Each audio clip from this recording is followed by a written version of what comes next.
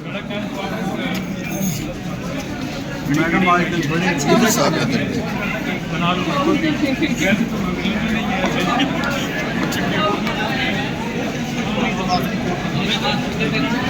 जाएंगे, मैंने कहा जाओ, मुझे तो बास्केटबॉल में जाने की जरूरत नहीं है, प्लेसमेंट हुई हुई है, चली जाएंगे, प्लेसमेंट हुई हुई है।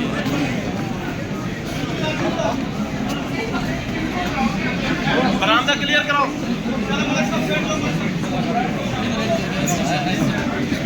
इधर राइट, लेफ्ट, इधर लेफ्ट,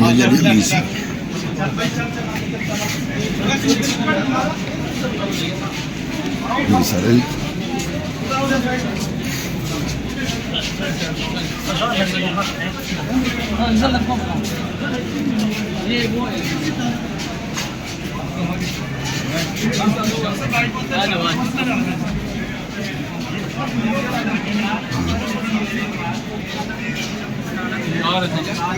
वो बैलेंस सीधा करके प्लीज चले, प्लीज चले थोड़ा सा। हाँ आ रहे हो फ्रंट पे लेके आ रहा हूँ।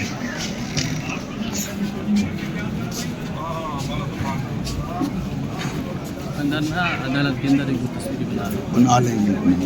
चले चले चले चले, राइट राइट राइट।